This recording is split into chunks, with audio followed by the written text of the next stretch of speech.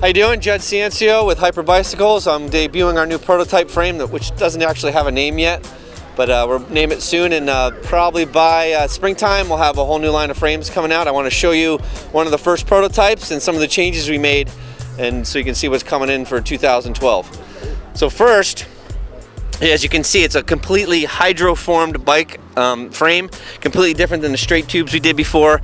If Al can get a close-up, you can see we start off square near the head tube to get all the welding contact patch on the head tube.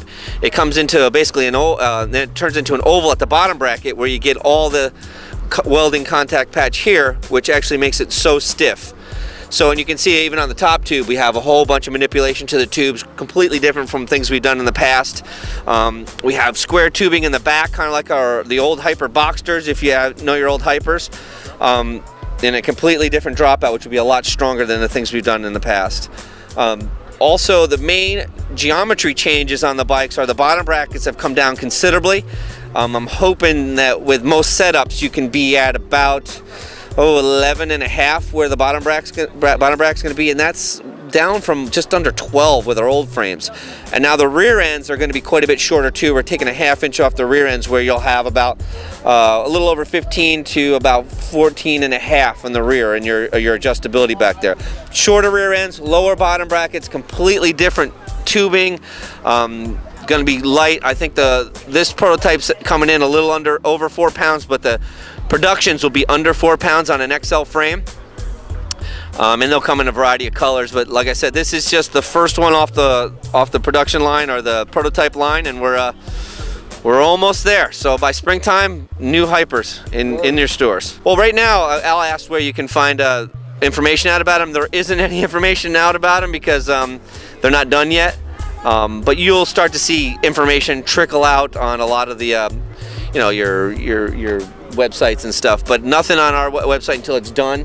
And I know what the costing is going to be, the exact geometries are going to be, because I don't want to post things, and there's still some changes that may come, but we're getting close. Oh, we just signed a huge amateur, Bubba Gonzalez, out on the West Coast. He's, I think he's like three-time NAG champion and 2-time world champion, 13-year-old. Rode for GT for years. Just one of the best kids, fastest racers, and one of the nicest kids you'll ever find. We're really lucky to have him join the team this year, as well as a bunch of younger amateurs on the West Coast. And on the East Coast, we kind of slimmed our roster down a little bit, just to make room to bring on these new guys. But we will be running about 8 amateurs, with Bubba being our superstar at the time. But we're actually still in talks with some other ones. Okay. We really want to run for the team sheet next year, have solid enough amateurs to run for the new ABR USA BMX title. Right. And to do that, you have to have some really dominant guys, and we're getting there. We have some really good riders coming. Donnie's still down. He's at least under contract for another year. He's kind of our ambassador. We don't see him going anywhere, but yeah, he's still with us. The 4 frames we're going to bring out for 2012 in this new frame design will be a Pro with a 20.5 inch top tube, the Pro XL, which goes down to a 21.1 inch top tube, and a Pro Double XL, which will be 21.75. And our old Double XL was 22. So we're going down to 21.75, which I think will fit more riders, and a Pro Cruiser, which will have a 21.1 inch top tube, all with this same hydroformed tubing. Down the road, your juniors, minis, experts will probably follow suit, but I still have good inventory on the Assaults, so that they're probably a year away. I'm going to focus on the Pro sizes for now. We do a lot of our powder coating here in the States. We bring them over raw and we paint them here, so really the sky's the limit. We can do whatever we want.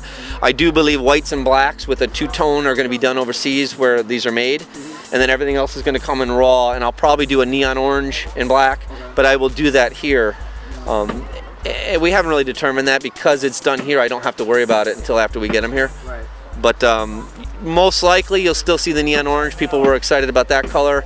There'll be a straight white, straight black, and maybe that almost the anodized looking blue. Okay. Those are probably the only definites, and then after that we'll probably build every year we come out with a bunch of colors and test them out, and people look at them and we get some feedback. So we'll probably bring a few new colors out that no one's ever seen before, and gauge how well they'll do, and then we may put those in production. Judd Ciancio with Hyper Bicycles. I actually usually race. I got hurt today because I didn't stretch. Remember to stretch before you ride.